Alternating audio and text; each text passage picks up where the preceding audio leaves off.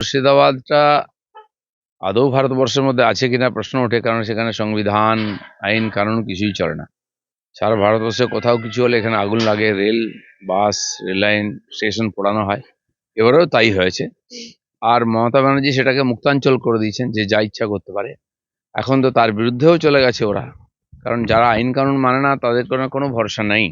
এই ঘটনা বারবার দেখতে হচ্ছে। মমতা ব্যানার্জির পুলিশ কেবল ভোটের দিকে তাকিয়ে কোনো ব্যবস্থা নেয় না, এবং এটা দেখা দেখি বাকি পশ্চিমবাংলায়ও একই ঘটনা ঘটতে আরম্ভ চলেছে। মমতা বন্দ্যোপাধ্যায় বলছেন আমি কি করতে পারি, উনি তো মুখ্যমন্ত্রী, তুমি একেবারে দায় জেরে বলছেন আমি, আমার তো কিছু করার ছিল না সেখানে, উনি খালি আপনারা ফাইল মবে গেছেন ছিনতাই কেন? করতে পারেন, আর কিছুই করতে পারেন না। উনি কি আমি সব করতে পারি, সব জানি বলেন। আর এখন যখন এই সমস্যা দেখা দিয়েছে, তখন উনি হাত তুলে নিচ্ছেন। এত ভোটের লোভ। ফারাক্কার বিডিও অফিসে গন্ডগোল হওয়ার পর বিধায়ক মনিরুল ইসলাম তিনি আবারও হুঁশিয়ারি দিচ্ছেন যে যদি কাউকে এখানে গ্রেপ্তার করা হয় এই ঘটনায়, তাহলে ফারাক্কা আমি অচল করে দেবো। ওটাও তো মুর্শিদাবাদের মধ্যে।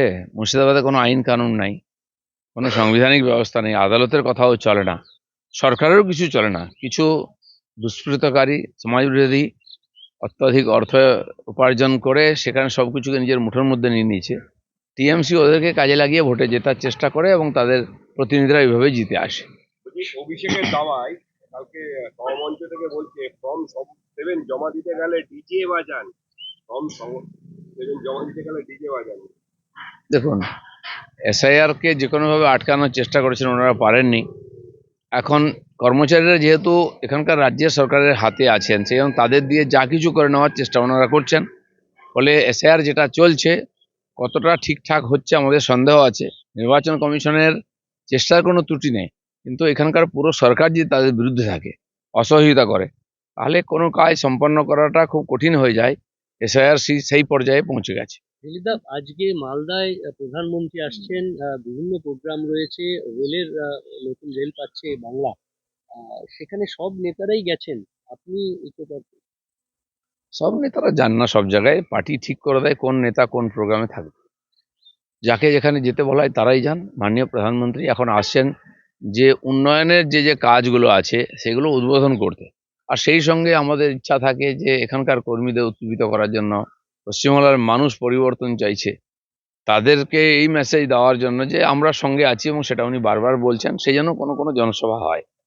তো সেটাই আছে, সরকারি কাজের উদ্বোধনের সঙ্গেই জনসভা আছে। সিঙ্গুরেও কি আপনি যাবেন? এখনো পর্যন্ত ঠিক নাই, যাদের যাদের বলবে তারা যাবে। দিলীপ দাস, সিঙ্গুরকে নিয়ে একটাই প্রশ্ন আপনার কাছে, গত 15 বছর ধরে তৃণমূল সহ মমতা বন্দ্যোপাধ্যায় বারবার বলেছেন শিল্প আসবে, শিল্প আসবে, সিঙ্গুরের মানুষ এই আশায় বুক বেঁধেছিলেন। 15 বছর পরে প্রধানমন্ত্রী নরেন্দ্র মোদী সেই জায়গাতে জনসভা করবেন, স্বাভাবিকভাবেই মানুষজন তারা কিন্তু অত্যন্ত আশায় আবারও নতুন করে বুক বাঁধছেন যে 26-এর পরে সিঙ্গুরে কি সত্যিই শিল্প কারখানা নরেন্দ্র মোদীর হাত ধরে আসবে। দেখুন, একজনই নেতা আছেন মাননীয় নরেন্দ্র মোদী, যার উপরে সবাই ভরসা করে যে কিছু একটা হবে। আমরাও আশা করি, কারণ সারা ভারতবর্ষে আমরা দেখেছি এই ধরনের কাজ উনি করে দেখিয়েছেন। তো পশ্চিমবাংলা ধীরে ধীরে বাঁঝা হয়ে যাচ্ছে, সেখান থেকে শিল্পও হলো না, কৃষিও গায়েব হয়ে গেল। সবচেয়ে উর্বর জমি পশ্চিমবাংলার, সেটা আজকে জঙ্গল হয়ে পড়ে আছে, কাশবন ঘাসবন হয়ে গেছে। তো আমরা প্রধানমন্ত্রীকে বলবো, আর এটা নিঃসন্দেহ যে এখানে ডবল ইঞ্জিন সরকার যখন হবে, এ সব কিছু পাল্টাবে, সারা দেশে যেমন পাল্টাচ্ছে। বিএলওদের ইস্তফা, গণ ইস্তফা 6,000-এর ইস্তফা। না, কেন ইস্তফা হচ্ছে, কি করাচ্ছে, এটা নির্বাচন কমিশন দেখবে, তাদের দায়িত্ব। তারা তাদের দায়িত্ব ঠিকমতো পালন করেছেন কিনা, তার জন্য অধিক পয়সা দিয়েছে তাদেরকে। সেই জন্য সারা ভারতবর্ষে যদি বিএলও হয়ে কর্মচারীরা কাজ করে সফল করতে পারেন, এখানেও করা উচিত। এসআইআর আটকাতে দিকে দিকে দেখা যাচ্ছে বিডিও অফিসে রীতিমতো তৃণমূলের গুন্ডারা হামলা চালাচ্ছে, সেটা ফারাক্কা হোক কিংবা চাকুলিয়া হোক। মমতা বন্দ্যোপাধ্যায় তিনি তো বারবার এসআইআর এর বিরোধিতা করছেন, অথচ তিনি এইটা থামাতে পারছেন না। এসআইআর আটকাতে এত এত ঝামেলা হচ্ছে দিকে দিকে। টিএমসি প্ল্যান করে এগুলো করাচ্ছে, ঝামেলা হুজ্জতি। যে এখনো যে ফলস ভোটার রয়ে গেছে খসড়া লিস্টে, সেগুলো যেন বাদ না যায়, তার জন্য এই ধরনের ড্রামা করছে ওরা। আর এখানে তো পঞ্চায়েত ইলেকশনের ফর্ম ফিল আপ থেকে আরম্ভ করে, নমিনেশন থেকে আরম্ভ করে সব জায়গায় দেখেছি এটা পুরো গায়ের জোর খাটিয়ে এখানে করানো হয়। তো এবারে নির্বাচনেও সেটা করার চেষ্টা হবে।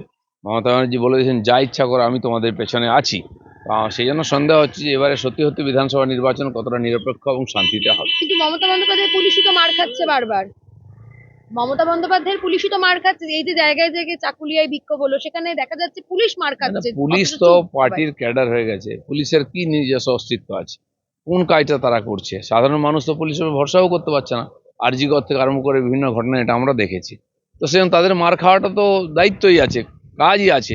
বড় বড় অফিসাররা মার খান, তো দুষ্কৃতকারীদের নিয়ে রাজনীতি করলে আর পুলিশ তাদের সঙ্গে যদি দোস্তি করে, মার তো খেতেই হবে।